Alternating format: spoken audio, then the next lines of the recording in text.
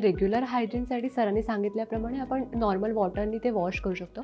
पण जेव्हा कधी इचिंगचा त्रास होत असेल, कधी-कधी बघा पिरियड्सच्या काळात आपण पॅड्स वगैरे वापरतो तेव्हा, तर ते इचिंग वगैरे होत असतं. मग त्या केसमध्ये किंवा पिरियड्सच्या नंतरसुद्धा काही इन्फेक्शन वगैरे असेल तेव्हा इचिंग होत असतं. सो त्या केसमध्ये आम्ही नॅचरोपॅथीनुसार लुकवॉर्म वॉटर किंवा जे बॉडीला टेम्परेचर सूट होईल असं एखादा मोठा टब घ्यायचा, त्याच्यामध्ये पाणी इन्सर्ट करायचं आणि हिप बाथ घ्यायची. तर त्या पाण्यामध्ये आपल्याला तुरटी फिरवायची. तुरटीमुळे आपलं जे काही इन्फेक्शन असेल ते रिझॉल्व्ह होऊ शकतं. किंवा कडुलिंबाचं तेलसुद्धा मिळतं बाजारात.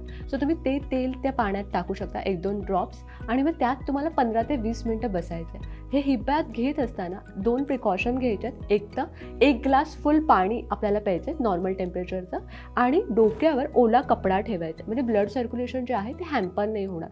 असं 15 ते 20 मिनिटं केल्यावर खूप रिलीफ मिळतो. म्हणजे स्पेसिफिकली काही इचिंग असेल, खूप जास्त खाज येत असेल, जळजळ होत असेल तर त्या केसमध्ये हे बेस्ट वर्क करतं. असं हे 3 दिवस केलं पाहिजे आणि 2-3 दिवस करून पण काही इन्फेक्शनचं इचिंग कमी होत नसेल तर बेस्ट सोल्युशन आपल्या जवळच्या गायनॅकला व्हिजिट करून चेकिंग करणं. कारण फिजिकल एक्झामिनेशन खूप इम्पॉर्टंट आहे.